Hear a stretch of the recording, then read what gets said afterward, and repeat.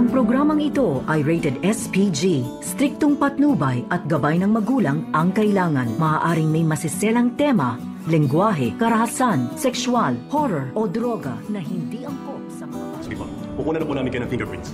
Sumunod po kayo sa akin. Narito na nga ang ating pagkabangan ngayong Biyernes sa Abot Kamay na Pangarap. Wala nang takas itong si Zoe nang sabihin ng mga pulis na kinakailangan na nga sumama ni Zoe upang muna na nga siya ng fingerprint. At dito naman na sumama itong si Zoe at tila kinakabahan naman itong si Moira dahil sa hindi niya inaasahan na hinawakan pala ni Zoe itong medical supplies na ginamit niya dito kay Don Pepe at pati na rin itong si Doc Carlos Benitez.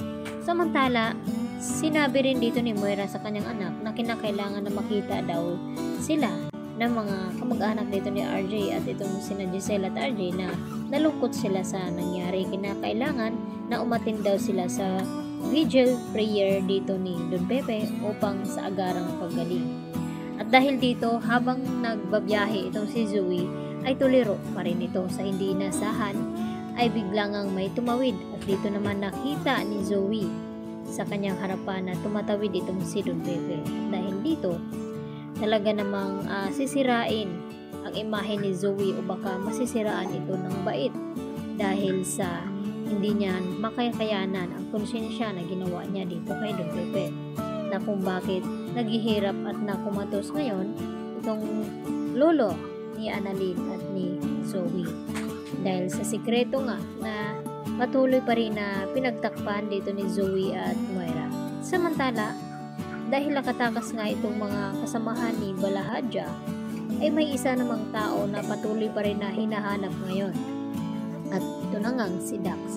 At dito naman, na natsambahan ng mga pulis at nahuli at kinakailangan na aminin nito kung sino ba talaga ang mastermind sa pagkidnap dito ni Don Pepe at kung sino ang tumulak nito. At mapipilitan naman itong si Dax na aminin dito kay RJ at sa mga pulis dahil iniipit na nga siya nito. At lalo na ang inutos dito ni Moira na siya din ang nagpapapasok at inutusan namang loob dito naman sa bahay ni Carlos at saktan itong si Lynette. At galit na galit naman itong si Moira nang makahanap niya itong si Dax dahil traitor nga ito.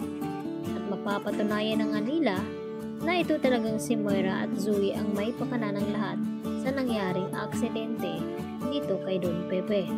At magugulat naman itong si RJ dahil pinagkatiwalaan niya nga ito si Zoe at hindi niya inasahan na maaari palang gawin ni Zoe ang mga iyon.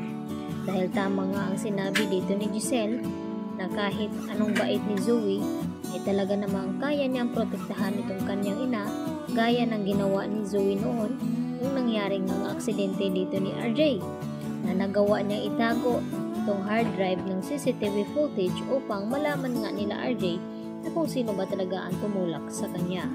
At ito na nga si Zoe at Moira ang may kinalaman nito. Kaya tila nagdududa na rin itong si RJ ngayon dahil sa mga sinasabi nga dito ni Giselle na baka may kinalaman talaga itong kanyang anak-anakan. Lalo pat hindi pa rin nila alam na itong si Zoe ay hindi talaga tunay na anak dito ni RJ dahil mapahanggang ngayon ay hindi pa rin nakakabalik ang mga alaala ni RJ. At ipinagtataka naman ngayon ni Giselle na kung bakit na cardiac arrest daw itong kanyang papa.